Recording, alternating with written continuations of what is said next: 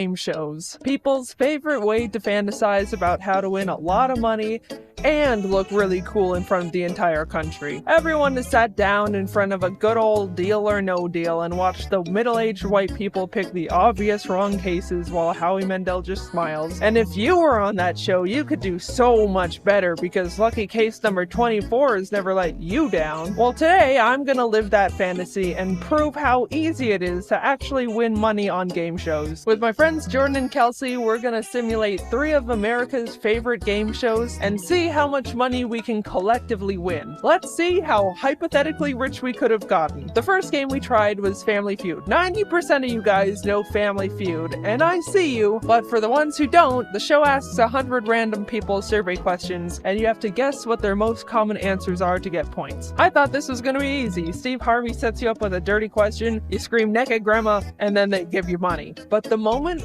this poser of a host walked out, I knew I was out of my element. Family up against the Ari Tofus. Let's play Family. That's not Steve Harvey. The game lets you build your family, and I was just gonna make me and my 2 birds, Ari and Tofu, and randomize the last 2 members. Looking back, I probably should have just made Jordan and Kelsey because they were right there. But somehow the game randomized to Walter White, so we just kind of went with it. You can see them, like, the stretching. Walter White! That's Walter White! It's really him! That's good. Look, it's so good. The prompt we were given first was, name a president whose face appears on money, to which we buzzed in Lincoln, and the opposing family, the Hortons, answered Roosevelt. And America must have been thinking the same thing I was, which was, wait, Roosevelt is on money? Because we got the higher score and got to keep guessing more answers. We very confidently punched in Washington, which was first, and then realized we didn't have any more guesses. Obama? After 3 strikes of wrong answers, the Hortons buzzed Hamilton, which is stupid because Alexander Hamilton wasn't even a president to begin with. Everyone who experienced 2015 knows that. Does that mean they steal all the points? No, Hamilton.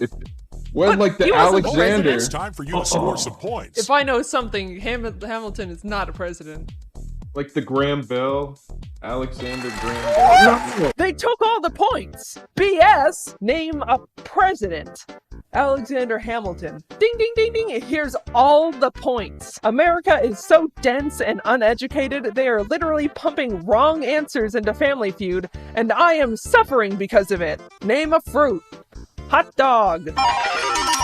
Going into round 2, we were down just a bit at 0 points to 96, but we swept the next prompt. Something that helps a baby go to sleep. Milk. Round 3 hit the fan again. Something you might lose as you get older. We were on a roll with hair, teeth, memory, hearing, and memory. We got a strike because I said parents, and even though that's literally 100% correct, guaranteed, it wasn't on there. There was 1 answer left we needed to figure out, and we came up with vision, which we were very confident in, but received another strike. Flabbergasted. How was hearing on there but not vision? We threw out a half-assed walking, got our last strike, and it was given to the Hortons. Strangely enough, they ended up passing. Guess they couldn't think of anything. But you know what the answer was revealed to be? Eyesight. America is so lucky the Hortons passed on answering, because if they answered eyesight and took all our points again after we said vision, it would have started my villain arc. With a strong point lead of 224 to 96, we are now entering a double points round. What's something people alphabetize? Names. Soup.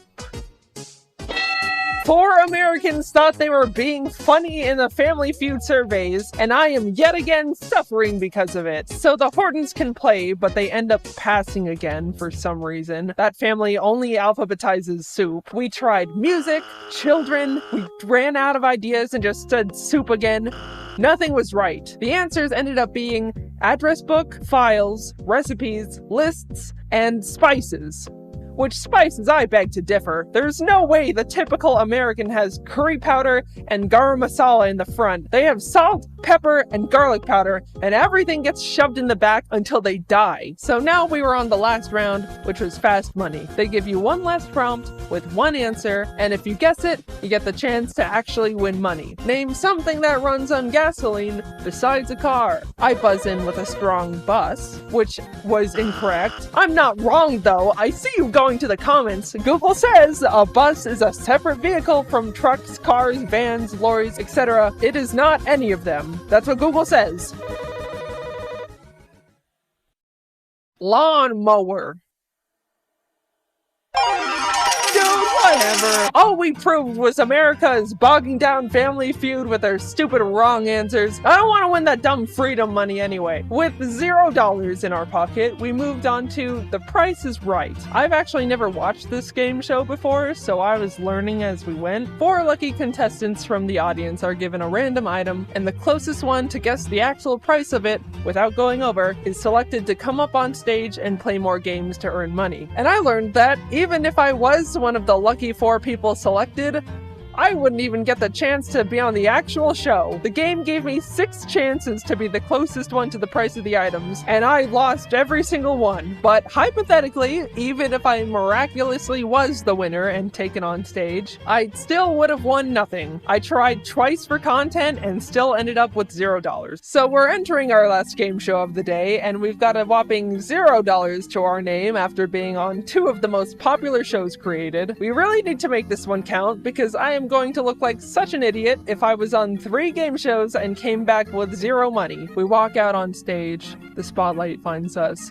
Jeff Foxworthy raises the microphone to his mouth and welcomes us to Are You Smarter Than a 5th Grader? The show where you're given trivia children up to grade 5 are taught. Answer them all correctly and we could be leaving the show with $1 million in our pockets. But fail and you're doomed to know you're not smarter than a literal child who has to raise their hand to go to the bathroom. That's Jeff's favorite line to drop when people lose. He says it all the time, it's like his go-to roast. Every couple of questions you have to pick a child they have provided to help you out. You're given the chance to either peek at their answer or copy their answer, but you can only do those once. They're like your child lifelines. I picked Jeremy as our first little buddy. I liked his enthusiasm, and he gave us a really good high five. The subject we chose was under 4th grade math, and the question was, how many lines of symmetry are found on the following shape?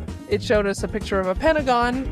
I accidentally thought it was a hexagon at first, which was not my finest moment, and then it glitched and never went away. We couldn't get the pentagon to disappear and literally couldn't read the multiple choice answers. Our thoughts were, since we wanted to punch in the answer of 1, yes, I know, another not the finest moment. Look, I was stressed, okay? The Pentagon was freaking me out. I wanted to say 1. Surely they would have put the answers in ascending order, A being the smallest number, and D being the highest. So we locked in A, hoping it was 1.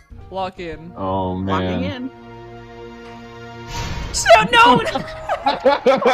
Let's restart. Let's restart. That very First of all, 7 was completely the opposite of what we were trying to say. Second of all, we wouldn't have been right in the first place. And third of all, Jeremy ended up saving our hides. So besides being able to either peek at or copy your student's answer, if you ever get something wrong but the kid gets it right, you get to be saved and are still in the game. Like the rest of the lifelines, it can only be applied once, and Jeremy was here to be our Pentagon-knowing hero.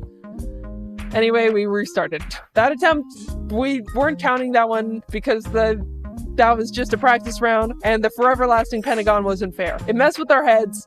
But this one's for real now. Attempt 2 started and was going well. We ended up getting to the 6th question without any problems, but of course, as our luck would have it, we were given another glitch question where they gave us an image, and then we can't read the answers. This time the question was from 4th grade social studies. What is the shape of the following landmark? And then it showed us this. I didn't know what it was called, but Kelsey was sure it was the obelisk, and we could barely see that as answer C. Even though we were 99% sure we should just lock in C, I wanted to play it safe and copy our chosen student Alicia's answer. So we copied her, and Jeff Foxworthy revealed the correct answer, which was C, obelisk. Jordan, Kelsey, and I all celebrated because we were right, but in a very unfortunate turn of events, it was revealed that Alicia punched her answer in as B, pyramid.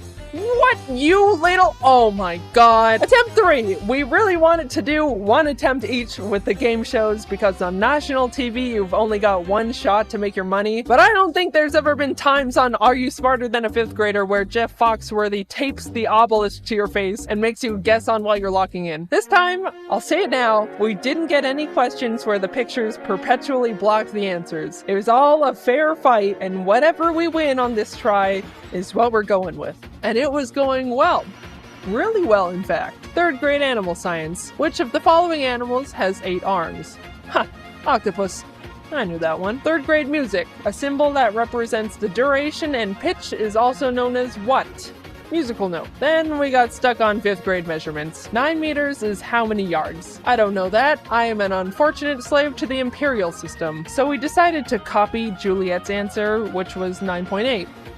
She was right. We got to move on, even passing the $25,000 benchmark question. That means if we end up flunking out from this point on, we still get to leave with 25K. Solid, but we're going for that million. By the way, I had no idea you could win that much money on this show. They could ask you, what's this? And then you say the color wheel, and then you can walk out with $300,000. That's absolutely bonkers. Anyway, we were getting far. Really far. 50,000, 100,000, 175,000, 300,000. We were still in it. The $500,000 question arrived. 4th grade inventors. Which inventors' improvements to the steam engine were instrumental in starting the Industrial Revolution? We didn't know. None of the choices seemed right, as in, we didn't know who any of them were besides Benjamin Franklin, and I don't think he did that. After a lot of back and forth, we decided to guess on Robert Fulton, which was the wrong answer. We were out. But then we realized we still had hope. We hadn't been saved yet. If the student we chose during this round got it right, we can still keep going. Jordan, Kelsey, and I looked to our side to realize Alicia. The girl who thought this was a pyramid. We're doomed. We had no more child lifelines left. Where was Jeremy when we needed him? She reveals her answer. James Watt. She was right! We were saved! You were just saved by someone who needs to raise their hand to go to the bathroom. Jeff, we made it. We got to the $1 million question. Apparently, they tell you what the subject is gonna be, and if you don't want to take it, you can still walk away with $500,000, which is very generous. But the catch is, it's not multiple choice. You have to submit your answer yourself. Which, being real, if I was really on this show, I would just be like, all right, cool, see ya, and settle on the $500,000. Are you kidding me? That's $500,000. I've proven enough here. I'm going home now. But for the sake of the video, we went all in. The subject was earth science. And the question was, what do you call the process of heating water into steam and then cooling it to purify it? To which I was like, I don't know. But miraculously, Jordan knew it.